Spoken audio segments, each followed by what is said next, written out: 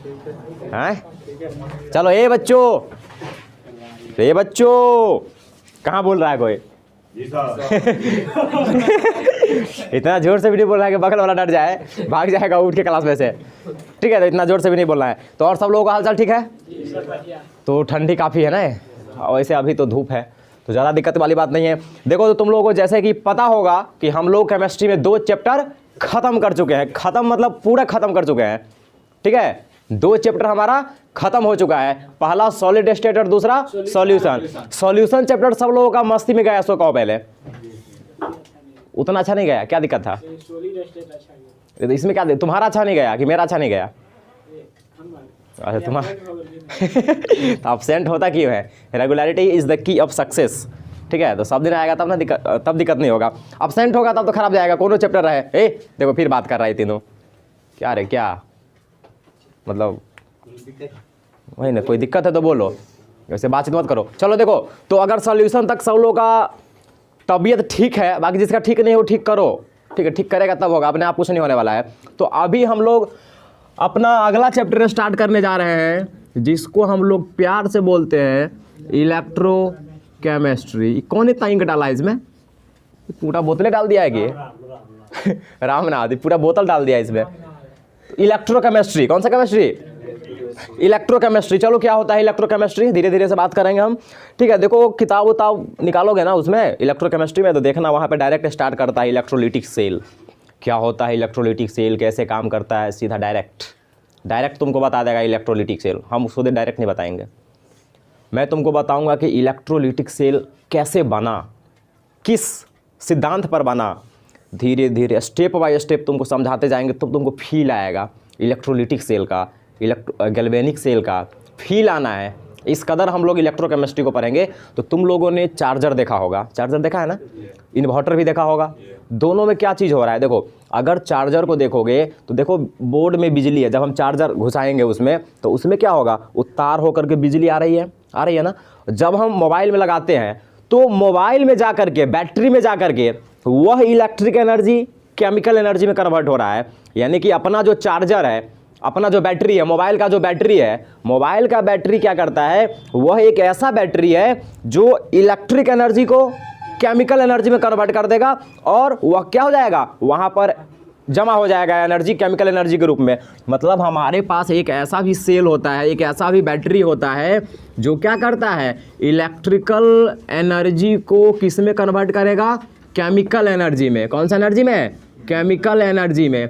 तो याद रखना ये बात, अपने पास कुछ ऐसा भी डिवाइस है, अब आएंगे तो दोनों को थोपी आएंगे। हीरो बन रहा है फिर पेन का क्या जरूरी है, हम समझा रहे हैं तो समझेगा ना। बेवकूफ़ कहीं का, जितना बात करते हैं उतना समझो चुपचाप। अब पूछेंगे बीच में धोएंगे सबको। मैंने क्या बताया कि अपना जो मोबाइल का बैटरी है वो क्या करता है, इलेक्ट्रिक एनर्जी को केमिकल एनर्जी में कन्वर्ट करता है। वहीं पर जो तुम्हारा इन्वर्टर का बैटरी होगा उसमें क्या है, उसमें पानी भरा रहता है, वो एसिड भरा रहता है उसमें, वो इन्वर्टर के बैटरी में। तो वहाँ पर क्या हो रहा होता है, उस बैटरी के अंदर केमिकल रिएक्शन चल रहे होते हैं जिसके रिजल्ट में इलेक्ट्रिसिटी बनता है। यानी कि इन्वर्टर का बैटरी एक ऐसा बैटरी है जो केमिकल एनर्जी को, वहाँ पर जो केमिकल रिएक्शन हो रहा होता है उस रिएक्शन से जो एनर्जी प्रोड्यूस हुआ वो इलेक्ट्रिसिटी में कन्वर्ट हो जाता है। मतलब इन्वर्टर वाला बैटरी केमिकल एनर्जी को किस में कन्वर्ट करता है, इलेक्ट्रिकल एनर्जी में। कौन सा एनर्जी में? इलेक्ट्रिकल एनर्जी में। तो अपने पास 2 प्रकार का डिवाइसेज हुआ। क्या होता है वो डिवाइस हम बाद में बात करेंगे। अभी फिलहाल तुम इतना जानो कि हम केमिकल एनर्जी को इलेक्ट्रिकल एनर्जी में भी कन्वर्ट कर सकते हैं और इसका उल्टा भी कर सकते हैं, इलेक्ट्रिकल को केमिकल एनर्जी में भी कन्वर्ट कर सकते हैं, इलेक्ट्रिकल एनर्जी को केमिकल एनर्जी में भी कन्वर्ट कर सकते हैं और केमिकल एनर्जी को इलेक्ट्रिकल एनर्जी में भी कन्वर्ट करते हैं। और इसी चीज़ के बारे में पढ़ेंगे हम इलेक्ट्रोकेमिस्ट्री में। मतलब इलेक्ट्रोकेमिस्ट्री एक ऐसा केमिस्ट्री का ब्रांच है जिसमें हम inter conversion of electrical energy and chemical energy के बारे में पढ़ेंगे कि इलेक्ट्रिकल से केमिकल कैसे बनेगा और केमिकल एनर्जी से इलेक्ट्रिकल एनर्जी कैसे बनेगा। यही बात पढ़ेंगे, inter conversion of both types of energy. ये दोनों टाइप के एनर्जी को हम कैसे इंटर कन्वर्ट कर सकते हैं, इलेक्ट्रिकल एनर्जी से केमिकल एनर्जी और केमिकल एनर्जी से इलेक्ट्रिकल एनर्जी। तो ये जो स्टडी है इंटर कन्वर्जन ऑफ दोनों एनर्जी, इसी को हम पढ़ेंगे इलेक्ट्रोकेमिस्ट्री में। तो ये इसमें हम पढ़ेंगे कैसे कैसे ये काम होगा, इलेक्ट्रिकल से केमिकल कैसे बनेगा, फिर केमिकल से इलेक्ट्रिकल कैसे बनेगा, ये सब हम बात करेंगे। अभी फिलहाल हमको तुम लोग बात बताओ एक जो क्लास 10th में तुम लोगों ने पढ़ रखा होगा। जैसे मान लो कि अपने पास एक बीकर है, ठीक है, बीकर समझते हो सब लोग, ठीक है। अब इसमें हमने कॉपर सल्फेट का सॉल्यूशन डाला। क्या डाला है? Copper sulphate. तुम लोगों को पता होगा कि कॉपर सल्फेट का कलर ब्लू होता है। कॉपर सल्फेट का कलर कैसा होगा? ब्लू। अब इस कॉपर सल्फेट में हमने एक जिंक का रॉड डाला। किसका रॉड? जिंक का रॉड। किसका रॉड?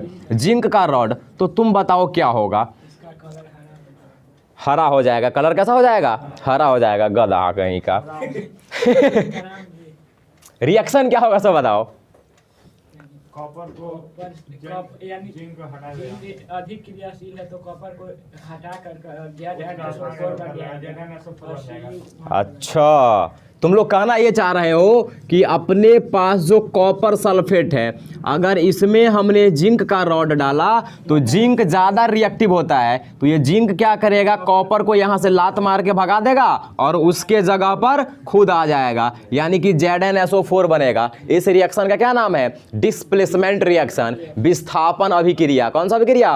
विस्थापन अभिक्रिया, डिस्प्लेसमेंट रिएक्शन। तो ये जो तुम्हारा कॉपर सल्फेट होता है इसका कलर ब्लू होता है, लेकिन जो ZnSO4 होता है यह कलरलेस सॉल्यूशन होता है। कैसा? कलरलेस। मतलब जब हम कॉपर सल्फेट के सॉल्यूशन में जिंक के रॉड को डालेंगे तो वह ब्लू कलर धीरे धीरे कलरलेस हो जाएगा। क्या हो जाएगा? कलरलेस, यानी कि उसका ब्लू कलर धीरे धीरे खत्म हो जाएगा। तो ये अपने काम का चीज नहीं है, ठीक है। ये तुम लोगों ने क्लास 10th में पढ़ा होगा। अब इसके अंदर की बात को हमको जानना है। देखो इसके अंदर का बात की, इसमें अंदर में एक्चुअली में क्या हो रहा है ये जानने के लिए तुमको दो चीज समझना पड़ेगा जो तुम लोगों को आता होगा क्लास 10th में। एक होता है ऑक्सीडेशन और एक होता है रिडक्शन। ऑक्सीडेशन और रिडक्शन। ऑक्सीडेशन ऑक्सीकरण अभिक्रिया, रिडक्शन अवकरण अभिक्रिया, तुम लोगों ने क्लास 10th में पढ़ा होगा। तो ऑक्सीडेशन क्या होता है? अगर किसी के साथ ऑक्सीजन जुड़ रहा है तो उसको हम क्या बोलेंगे? इसका ऑक्सीडेशन हो रहा है। अगर किसी में से ऑक्सीजन निकल रहा है तब उसको हम क्या कहेंगे? उसका रिडक्शन हो रहा है। तो ये बच्चों वाला डिफिनीशन है, ये अपने इलेक्ट्रोकेमिस्ट्री में कहीं पर काम नहीं आएगा। ऑक्सीडेशन रिडक्शन को हम थोड़ा स्टैंडर्ड लैंग्वेज में समझते हैं, केमिस्ट्री की दुनिया में समझते हैं। तो केमिस्ट्री की दुनिया में ऑक्सीडेशन का मतलब होता है अगर कोई इलेक्ट्रॉन देने वाला है, अगर कोई इलेक्ट्रॉन लॉस कर रहा है तो हम कहेंगे वो ऑक्सीडाइज हो रहा है, मतलब उसका ऑक्सीडेशन हो रहा है। जैसे मान लो कि मैं इलेक्ट्रॉन दे सकता हूं, अगर मैं किसी को इलेक्ट्रॉन दे रहा हूं तो हम ऑक्सीडाइज हो रहे हैं, मैं ऑक्सीडाइज हो रहा हूं, मेरा ऑक्सीडेशन हो रहा है। मतलब इलेक्ट्रॉन देने वाला का ऑक्सीडेशन और उस इलेक्ट्रॉन को जो लेगा उसका क्या होगा? रिडक्शन। मतलब इलेक्ट्रॉन देने वाला का रिडक्शन, लेने वाला का इलेक्ट्रॉन देने वाला का ऑक्सीडेशन। अरे जो इलेक्ट्रॉन देगा उसको हम क्या बोलेंगे?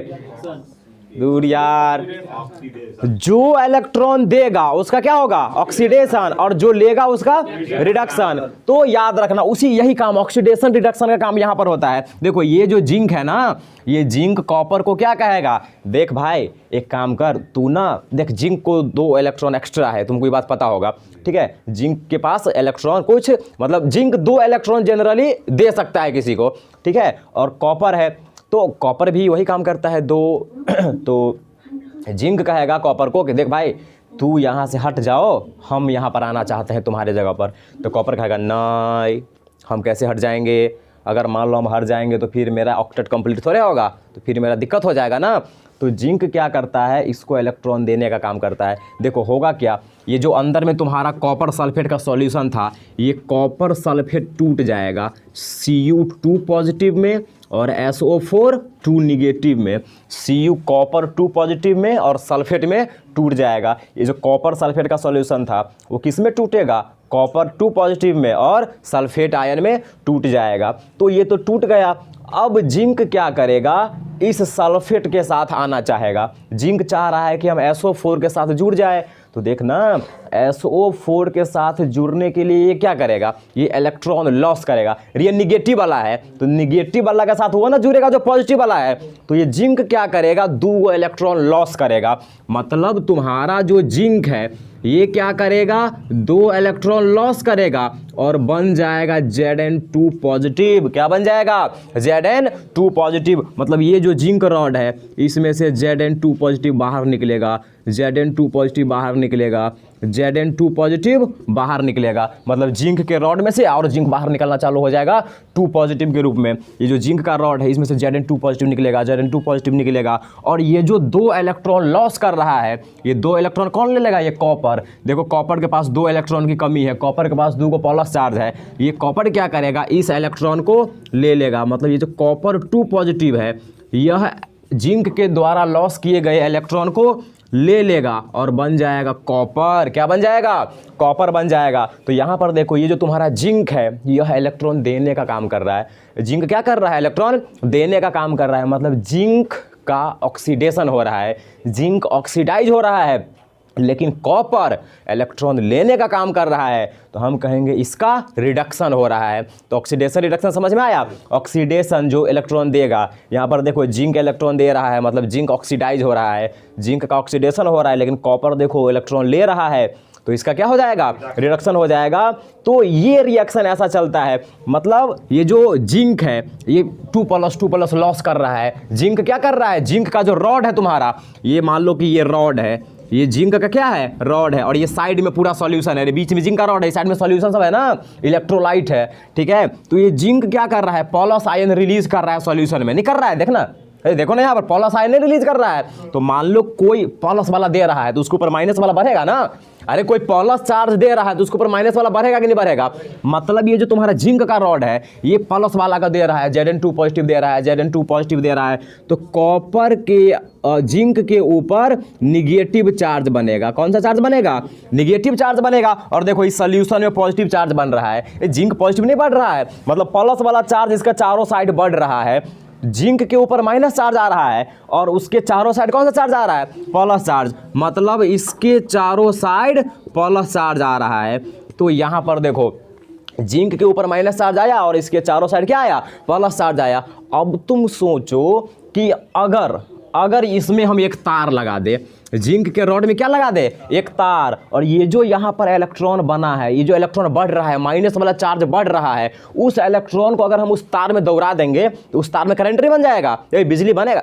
सुनो गौर से समझो इस बात को। देखो हमने क्या किया, जिंक रखा, तो जब कॉपर सल्फेट पे जिंक रखा तो जिंक क्या कर रहा है, इलेक्ट्रॉन लॉस कर रहा है, जिसके कारण Zn2 पॉजिटिव बन रहा है। मतलब जिंक रॉड Zn2 पॉजिटिव के रूप में बाहर निकल रहा है। मतलब जिंक का रॉड प्लस आयन को रिलीज कर रहा है, जिसके कारण उस पर निगेटिव चार्ज बन रहा है। तो इस पर जो निगेटिव चार्ज बना, अगर किसी टेक्निक द्वारा वह निगेटिव चार्ज को हम तार में दौड़ा देंगे तो उस तार में करंट बनेगा कि नहीं बनेगा, बनेगा कि नहीं बनेगा, बनेगा। तो इसी फंडे का यूज करके हम इससे बैटरी बनाएंगे। क्या बनाएंगे, बैटरी। तो देखो केमिकल रिएक्शन हो रहा है कि नहीं हो रहा है, तो वही काम होता है इन्वर्टर वाला बैटरी में, वहाँ केमिकल रिएक्शन होता रहता है और वहाँ पर जो इलेक्ट्रॉन बनता है उसको हम तार में दौड़ा देते हैं, समझ गया। तो कैसे तार में दौड़ाएंगे ये हम अभी बात करेंगे। तो किस सिद्धांत, कैसे हम बैटरी का फंडा लेके आए तो समझ में आ रहा है। हम केमिकल रिएक्शन से कैसे बैटरी बनाएंगे सो तुमको समझ में आया। देखो हम कहाँ से स्टार्ट किए, ठीक है। अब यहाँ पर देखो ये जो तुम्हारा प्लेट यहाँ पर रखा हुआ है, जिंक का रॉड रखा हुआ है,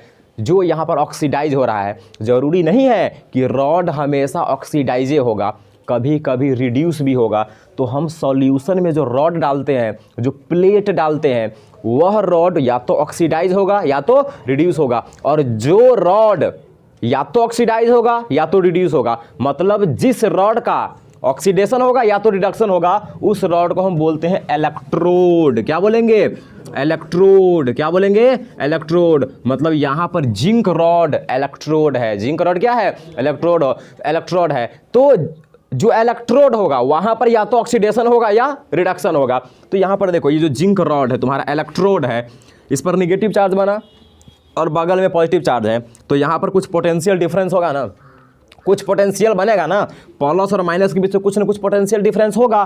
तो इस दोनों के बीच में जो पोटेंशियल बनेगा, ठीक है, इलेक्ट्रोड और इलेक्ट्रोलाइट, ये साइड में जो लिक्विड भरा हुआ है ये इलेक्ट्रोलाइट है, समझ में आया। मतलब ये जो प्लस चार्ज बन रहा है वो इलेक्ट्रोलाइट में बन रहा है। तो इलेक्ट्रोलाइट और इलेक्ट्रोड, इलेक्ट्रोड और इलेक्ट्रोलाइट के बीच में जो पोटेंशियल बन रहा है, इस पोटेंशियल को बोलते हैं इलेक्ट्रोड पोटेंशियल। कौन सा पोटेंशियल, इलेक्ट्रोड पोटेंशियल। तो इस बात को याद रखना, इलेक्ट्रोड पोटेंशियल समझ में आया। यहाँ पर चार्ज कैसे प्लस माइनस बना सो समझ में आया। तो प्लस माइनस चार्ज कैसे बना इसको समझो, और फिर इस दोनों के बीच में जो पोटेंशियल बनेगा इलेक्ट्रोलाइट और इलेक्ट्रोड के बीच में, देखो इलेक्ट्रोलाइट और इलेक्ट्रोड के बीच में प्लस माइनस चार्ज बना, जिसकी वजह से वहाँ कुछ पोटेंशियल आएगा। उसी पोटेंशियल का क्या नाम है? Electrode potential. कौन सा पोटेंशियल? Electrode potential. इसके बारे में और आगे बात करेंगे। तो बैटरी किस तरीके से बनता है समझ में आया। इसी फंडे का यूज करके हम पूरा का पूरा बैटरी बनाएंगे, ठीक है। तो अपने पास एक अगला टर्म होता है इलेक्ट्रोकेमिकल सेल। अब इस फंडे का यूज करके देखो, ये जो तो हम रिएक्शन लिखे हैं ना अभी, इसको हम एक सीधा साधा सा रिएक्शन लिख सकते हैं, इसको एकदम नेट रिएक्शन बोलते हैं इसको। तो देखो 2 इलेक्ट्रॉन से 2 इलेक्ट्रॉन कट जाएगा। तीर के दाहिना साइड और बम्मा साइड अगर दोनों सेम है तो उसको हम काट देते हैं, ठीक है। तो बम्मा साइड क्या क्या बचा? Zn प्लस Cu2 पॉजिटिव, ठीक है। उधर क्या बचा? Zn2 पॉजिटिव और कॉपर। तो ये हो गया नेट रिएक्शन। ये जो काम क्रिया यहाँ पर हो रहा है, जो रिएक्शन हो रहा है, उसका नेट इक्वेशन हम लिख दिया यहाँ पर, ठीक है। तो ऐसे लिखा जाता है। तो अगला जो हमारा टर्म है वो है इलेक्ट्रोकेमिकल सेल। तो इलेक्ट्रोकेमिकल सेल क्या है? इलेक्ट्रोकेमिकल सेल एक ऐसा डिवाइस है जो या तो केमिकल एनर्जी को इलेक्ट्रिकल एनर्जी में बदल देगा या इलेक्ट्रिकल एनर्जी को केमिकल एनर्जी में बदल देगा। एक ऐसा डिवाइस, एक ऐसा मशीन जो इलेक्ट्रिकल एनर्जी को या तो केमिकल एनर्जी में बदल देगा या केमिकल एनर्जी को इलेक्ट्रिकल एनर्जी में, जैसे मोबाइल का बैटरी, इन्वर्टर का बैटरी, ये सब इलेक्ट्रोकेमिकल सेल है। इसका क्या काम है? या तो वो केमिकल एनर्जी को इलेक्ट्रिकल एनर्जी में कन्वर्ट करेगा या इलेक्ट्रिकल एनर्जी को केमिकल एनर्जी में कन्वर्ट करेगा। तो वो सब इलेक्ट्रोकेमिकल सेल है। अब ये इलेक्ट्रोकेमिकल सेल 2 टाइप का होगा। एक को बोलते हैं गैल्वेनिक सेल और एक को बोलते हैं इलेक्ट्रोलिटिक सेल। गैल्वेनिक सेल वैसा सेल होगा जो केमिकल को इलेक्ट्रिकल एनर्जी में कन्वर्ट कर देगा। जो इलेक्ट्रोलिटिक सेल केमिकल एनर्जी को इलेक्ट्रिकल एनर्जी में कन्वर्ट कर देगा उसको हम बोलेंगे गैल्वेनिक सेल, और जो इलेक्ट्रिकल को केमिकल में कन्वर्ट करेगा उसको हम क्या बोलेंगे? Electrolytic cell. मतलब यहाँ पर जो इलेक्ट्रिकल एनर्जी से केमिकल एनर्जी में कन्वर्ट हो रहा है ये काम करता है इलेक्ट्रोलिटिक सेल। कौन सा सेल? Electrolytic cell. तो इलेक्ट्रोलिटिक सेल एक ऐसा मशीन है, एक ऐसा डिवाइस है जो इलेक्ट्रिकल एनर्जी को केमिकल एनर्जी में कन्वर्ट कर देगा। और यहाँ जो केमिकल से इलेक्ट्रिकल बन रहा है ये काम किसका है? गैल्वेनिक सेल का। कौन सा सेल का? Galvanic cell. अब हम फिर बात करेंगे गैल्वेनिक सेल कैसे काम करता है, इलेक्ट्रोलिटिक सेल कैसे काम करता है, गैल्वेनिक सेल में ऐसा क्या काम हो रहा है, वो केमिकल को एनर्जी इलेक्ट्रिकल में बदल देगा। फिर इलेक्ट्रोलिटिक में ऐसा क्या काम हो रहा है कि वो इलेक्ट्रिकल को केमिकल में कन्वर्ट कर देगा। तो अगले दिन इस बात पर हम बात करेंगे। ये चैप्टर बहुत लंबा है, इसमें हम बहुत अच्छा खासा चीज़ें पढ़ेंगे, ठीक है। जंग कैसे लगता है लोहा वहा में, ये सब इसी चैप्टर में पढ़ना है। प्योरीफिकेशन, इलेक्ट्रोप्लेटिंग वगैरह सब मस्ती वाला चैप्टर है, ठीक है। तो अभी जो हम इतना बात बताइए क्लियर हुआ? चलो ठीक है, तो बनाओ हेडलाइन इलेक्ट्रोकेमिस्ट्री। इलेक्ट्रोकेमिस्ट्री लिखो, the branch of chemistry in which we study about interconversion of electrical energy and chemical energy.